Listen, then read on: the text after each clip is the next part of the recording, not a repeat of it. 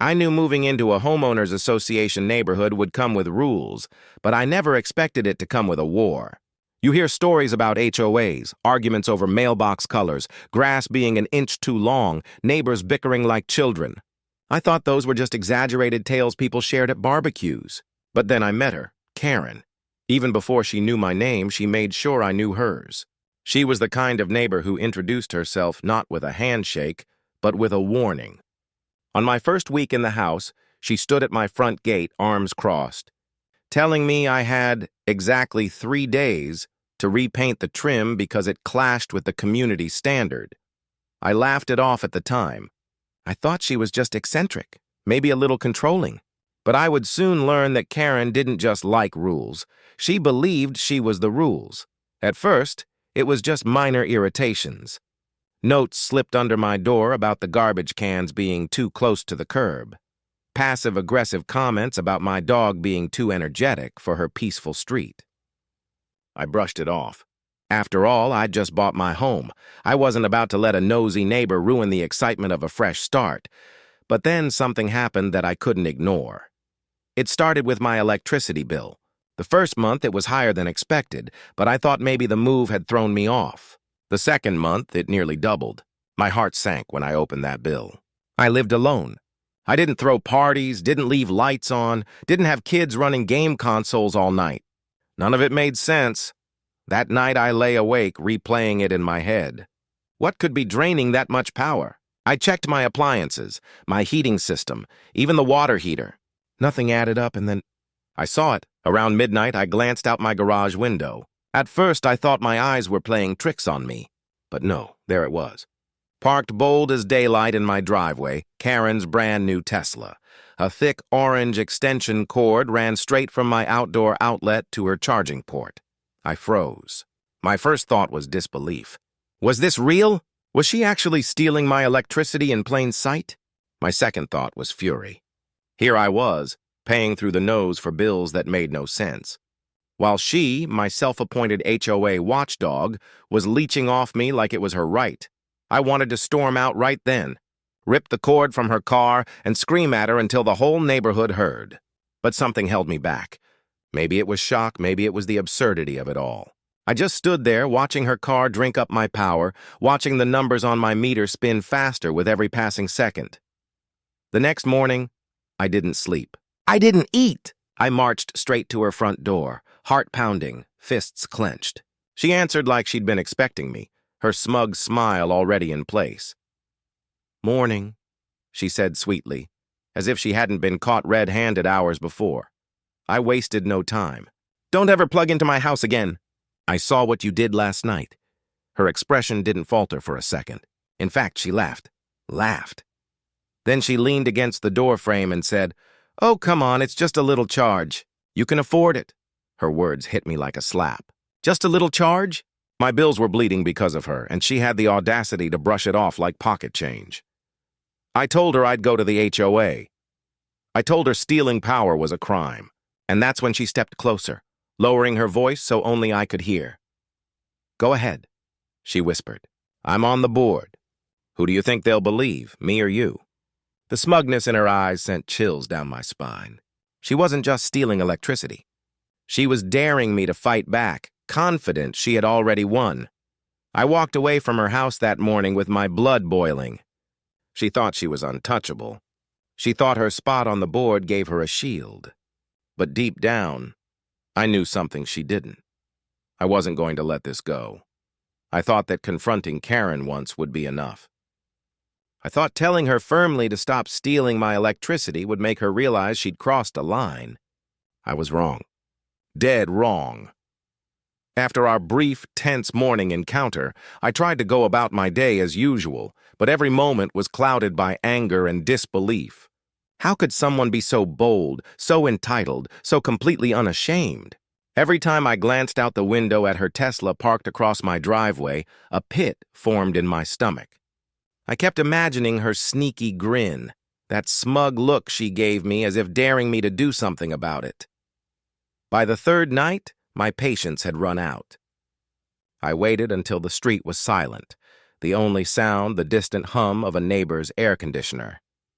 I crept to the garage window, determined to catch her in the act again. And there she was, like clockwork. The Tesla, shiny and almost mocking under the dim streetlight, plugged into my outlet as if it belonged to her. My hands were shaking as I grabbed my phone and dialed her number. I wanted to yell. I wanted to threaten. But somehow I forced myself to speak calmly, to keep a lid on my fury. At least for now. "Karen," I said, voice tight. "We need to talk, now." She answered almost immediately, her tone cheerful, like nothing was wrong. "Oh, hi, I was just—" "Stop it!" I snapped. "Stop using my electricity. This is theft. You're draining my power every night." "I saw you!" There was a pause on the other end. I could almost hear her smirk. "Oh, please," she said lightly. "It's just a car charge." "You're exaggerating? Exaggerating?" I could feel my face burn with frustration. "Exaggerating? My bills are off the charts. You're literally stealing from me." And that's when it happened. That smug tone dropped, replaced with a cold, almost threatening edge. "Listen," she said slowly, "I'm on the HOA board. You think anyone will take your side over mine? You're new here. I've been running this street for years." Her words hit me like a physical blow. I felt smaller somehow, powerless. For a moment, I wondered if she was right. Maybe the board would side with her. Maybe everyone would see me as the troublemaker. But that thought didn't last long. Somewhere deep inside, a spark of defiance ignited. "No," I said quietly, but firmly. "I'm not going to let you get away with this. Not now. Not ever." She laughed, a sharp, cold sound that grated on my nerves. "Good luck with that." The next day, I tried to take a logical approach. I documented everything. The bills, the times I saw her plugged in, the extension cord she had left hanging like a brazen flag of theft. I emailed the HOA, included photos, even noted the times I had confronted her, but when the meeting came, Karen was ready. She arrived with a perfectly rehearsed story about how I was obsessed with her, that I was targeting her unfairly. She painted me as paranoid, emotional, and unreasonable. The board nodded along, taking her word over mine. Even the few neighbors who had noticed her Tesla charging smiled politely, but didn't say a word. I left that meeting furious and humiliated, feeling trapped in a nightmare I couldn't wake up from. Every corner of my home seemed to echo with her victory.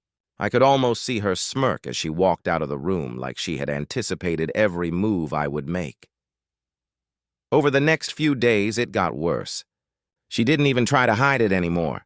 Every night she came with the extension cord, laughing silently in her own mind, confident that I was powerless to stop her. I started checking my outlets obsessively, my nerves fraying every time I saw her car parked outside. The stress followed me into my work, my meals, even my sleep. I felt like a prisoner in my own home, under siege by someone who had decided she could take whatever she wanted. Whenever she wanted, I tried reasoning with her again. Going door to door, asking politely, even trying to appeal to the HOA. Nothing worked.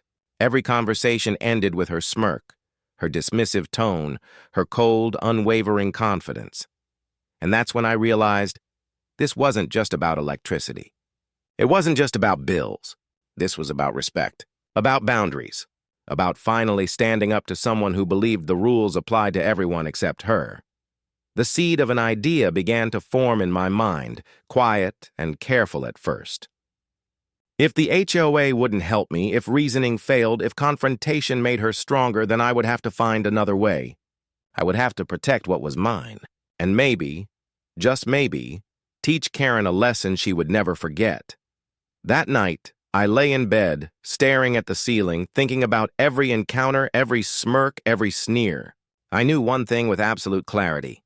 I wasn't going to let her win. Not this time. Something had to change, and I was determined to make sure it did. After that humiliating HOA meeting, I thought the worst was behind me, but I was wrong.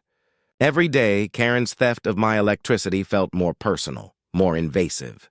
It wasn't just about the bills anymore. It was about control. She had turned my home into a playground for her entitlement, and I couldn't escape it. I started noticing the small things first. Lights flickering when her car was charging. The soft hum of electricity draining away like it was alive. At first I told myself it was coincidence, that my imagination was playing tricks. But then came the signs I couldn't ignore. My smart devices would glitch at odd hours, cameras would freeze just as I tried to record her car at the outlet, and my heater would cut out mid-winter. Every little disruption was a reminder that she was siphoning more than just electricity. She was draining my peace of mind. One night, after another sleepless evening, I decided I needed to confront her head-on. I stormed out of my house, heart hammering, and walked straight to her front door. I didn't knock. I didn't ring the bell. I just opened it. Karen was sitting on her couch, sipping wine as if she had been expecting me. Her Tesla was parked outside, fully charged, gleaming under the streetlight like a trophy. "Back again?" she said, smirking. "I'm done asking politely," I said, my voice shaking with anger. "You can't keep doing this. Stop charging your car from my outlet. Stop stealing from me." She tilted her head and laughed, that cold, calculating laugh that made my stomach twist. "Or what?" she asked. "Call the police? Sue me? Go ahead. You're wasting your energy, just like your precious electricity." I felt my hands curl into fists. "This isn't a joke, Karen, it's theft. And I will not stand by and let you humiliate me." She leaned back, her eyes gleaming with something almost predatory. "You're new here. You think you can stand up to me? Everyone's been trying for years. You're not special." Her words hit me harder than I expected. She wasn't just dismissing me, she was daring me to act. And for some reason, that challenge ignited a fire inside me I hadn't felt before. I walked back to my house that night, adrenaline pumping, mind spinning.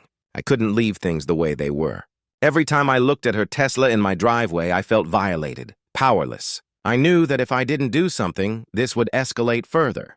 She wouldn't stop. She thrived on my frustration, on my sense of helplessness. Over the next few days, the situation became unbearable. She started leaving notes tucked under my mailbox about energy usage etiquette and neighborly generosity, as if her theft were some moral duty I was failing to uphold. I found traces of the extension cord poking from my outlet when I wasn't looking, her audacity growing by the day. Even my cat, who usually ignored her, hissed whenever she passed by the driveway. My home, my sanctuary, was no longer mine. One evening, I came home to find a car parked in front of mine. Not hers, another neighbor looking worried. "Are you okay?" she asked. "Karen's been telling everyone that you're overreacting, that you're paranoid. I just wanted to make sure you're not, you know." She trailed off. I nodded, heart sinking. Karen wasn't just stealing my power, she was poisoning the neighborhood against me, turning friends into bystanders. I felt trapped, isolated, and furious all at once. By now, I knew the conflict had grown too personal. It wasn't just an HOA issue or a billing problem. Karen had made it about control, dominance, and humiliation. Every interaction, every glance, every smirk was a reminder that I had been made small in my own home. I couldn't fight her with words anymore. I needed a plan, something that would protect me, stop her, and reclaim my peace of mind. I started researching every possible way to protect my electricity legally, discreetly, and effectively. I read forums about smart outlets, power monitoring, and surge protection. Every article reminded me how vulnerable I was to someone like her, someone bold, reckless, and utterly confident in her entitlement. And then it hit me. If I couldn't get the HOA to stop her, and if confrontation only made her bolder, I would have to outsmart her. Not out of cruelty, not out of revenge alone, but out of necessity. I had to protect my home, my electricity, and my sanity. That night, I stayed awake, mapping every possible approach, imagining scenarios where I could finally take control. Each plan came with risks, each had potential fallout, but I was determined. Karen had pushed me to the edge, and I wasn't going to be her victim any longer. By the time dawn broke, I knew one thing with absolute certainty. Whatever I did next, it had to be precise, calculated, unmistakable, and it had to work, because if it didn't, Karen wouldn't stop. And I couldn't let her win. Not now, not ever. I knew I couldn't go on like this forever. Karen's audacity had reached a point where it wasn't just stealing, it was personal. Every flicker of my lights, every spike in my electricity meter was a reminder that she thought she could control me, my home, and my life. I needed a solution, something subtle, something decisive. I spent the next few days researching, obsessively. I learned about surge protectors, smart outlets, and ways to monitor usage in real time. At first, I thought I could just monitor her, maybe catch her one night and confront her in front of the HOA. But the more I thought about it, the more I realized that confrontation alone wouldn't work. Karen thrived on control and drama. The more I reacted, the more powerful she felt. If I wanted to end this, I had to take control in a way she would never expect. That night, I gathered my tools and laid out a plan. I installed a high-tech outlet protector, one that could detect abnormal electricity draw. It was legal, harmless if used correctly, but it would create a sharp enough surge to stop her car from charging and make her realize she wasn't untouchable. I double-checked the connections, tested the system, and waited. My pulse raced as I imagined her plugging in the extension cord again. This was it. The street was quiet. The kind of quiet that presses down on your ears and makes every sound feel louder. I sat in my living room, lights off, watching from behind the blinds. My heart thudded in my chest every time a shadow passed by. Then I saw her, her robe flowing, slippers barely making a sound, Tesla rolling into my driveway like she owned the place. I held my breath as she approached my outlet. She bent down, casually plugging the extension cord in, completely unaware. For a moment I froze, my finger hovering over the switch. Could I really do this? Could I actually stand up to her in this way? My stomach churned with nerves and adrenaline. Then I reminded myself why I was doing this. She had humiliated me, undermined me, and stolen from me for weeks. I had tried reason, rules, and the HOA. Nothing worked. This was my chance to reclaim my home, to protect what was mine. I activated the device. A sudden surge passed through the outlet, just enough to make her car beep and shut off instantly. The Tesla's screen went dark, its charging light extinguished. I watched as she stood there, frozen, staring at the cord like it had betrayed her.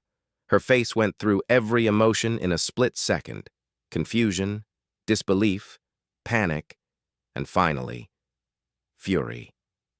She yanked the cord from my outlet, stumbling back as if she had been physically shoved. I felt a rush of vindication, but also something darker. A realization that Karen was dangerous when cornered.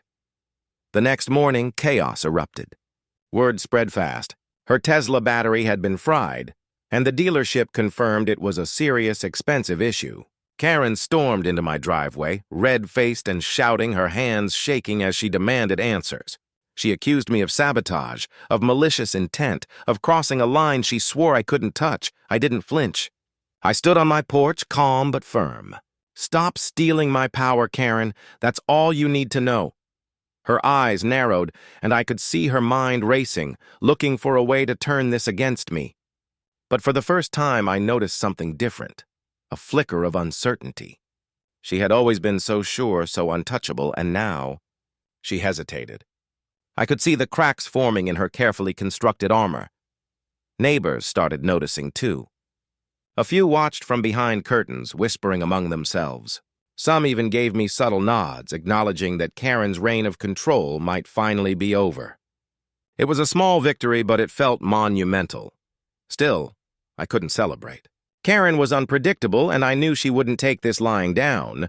The escalation had just begun. She could go to the HOA, file lawsuits, or even try something more reckless. I had set the trap, but I hadn't fully escaped the danger. That night, I sat alone in my living room, listening to the hum of my restored electricity. For the first time in weeks, the house felt like mine again. But the memory of her glare, her fury, and her whispered threats lingered. I realized something crucial. Standing up to Karen had changed everything, not just for her, but for me. I had crossed a line, and there was no going back. As I stared out the window at the darkened Tesla in her driveway, I felt a mix of fear and empowerment. Fear because I knew this wouldn't end quietly. Empowerment because for the first time I had taken control. Karen had underestimated me, and I had proven that she wasn't invincible. And deep down, I knew this wasn't just about electricity anymore.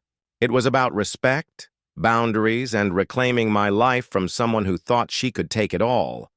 The surge had stopped her, yes, but it had also set off something bigger. The real test wasn't over yet. Karen's next move could be anything, and I had to be ready. The next morning, the street felt different. Tense. Heavy. Word had spread faster than I imagined. Even before I stepped outside, I could feel the weight of eyes on me, whispers drifting from open windows, neighbors peeking from behind curtains. Karen's Tesla sat silently in her driveway, lifeless. Its once bright charging light extinguished like a beacon of defeat. I thought maybe she'd come quietly, fume behind closed doors and let the storm pass. I was wrong. The first knock on my door came early, sharp and frantic. My heart raced as I opened it to find Karen standing there, robe tangled, hair wild, eyes blazing like fire. I had never seen such raw fury before, not even in HOA meetings or casual confrontations. Her voice cut through the morning air like a whip. "This is unbelievable! What did you do to my car?" she screamed. I stood firm, feeling a strange mix of fear and adrenaline. "Stop stealing my electricity, Karen, that's it." "Nothing else matters," she scoffed. "Nothing else matters? You fried my battery. Do you have any idea how much this will cost me? I could—" "Save it," I interrupted, my voice steady. "I warned you. I told you not to use my outlet. You didn't listen. This is what happens when you push someone too far." Her eyes narrowed, and for the first time I saw her uncertainty creep in. The smug confidence that had fueled her audacity for weeks was gone, replaced by disbelief, and beneath it all, fear. She realized she wasn't untouchable. Then she lunged forward, hands gripping my shoulders, shaking me. "You don't understand. I'm on the HOA board. They'll protect me." I stared into her eyes, trying to match her intensity, trying to make her see the reality she refused to acknowledge. "You think the rules don't apply to you, but they do. You can't just take what isn't yours. Not from me. Not anyone." For a moment, everything froze. The world seemed to shrink down to just us. Two neighbors locked in a silent war of wills. I could hear my own heartbeat echoing in my ears, loud and relentless. This wasn't just about electricity anymore. It was about pride, power, and control. About finally standing up to someone who thought they could dominate everything in their path. Then came the sound I'll never forget. A sudden low hum from her car. The Tesla, already fried, made a shuddering electronic gasp as if protesting its own demise. Karen stumbled back, cursing, her hands flying to the dashboard, realizing the damage was permanent. Her face went pale as she processed the reality. Weeks of her theft, arrogance, and manipulation had come to an abrupt, irreversible halt. I felt something strange as I watched her. Satisfaction? Relief? Fear for what might come next? Probably all of it. But most of all, I felt empowered. For the first time in weeks, I wasn't cowering, apologizing, or wondering if I was overreacting. I was in control, and yet the confrontation wasn't over. Karen turned away suddenly, storming back into her house, slamming the door so hard it rattled the frame. I could hear shouting through the walls, frantic, almost hysterical. Then came the sound of the phone ringing incessantly. Likely calls to the dealership, calls to lawyers, calls to anyone she thought might save her from the consequences she had ignored for so long.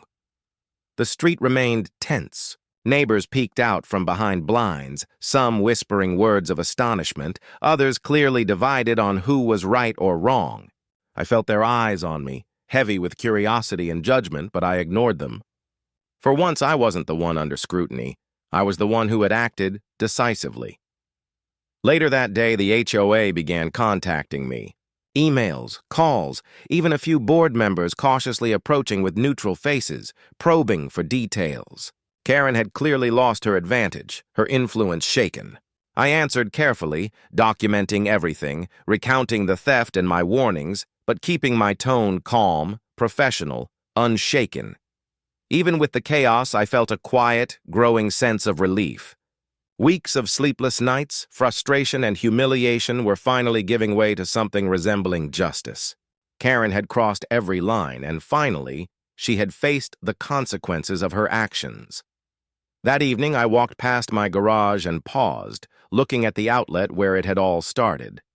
The street was quiet, my home still, the hum of electricity finally normal, steady. I allowed myself a moment to breathe, to let the tension drain from my shoulders.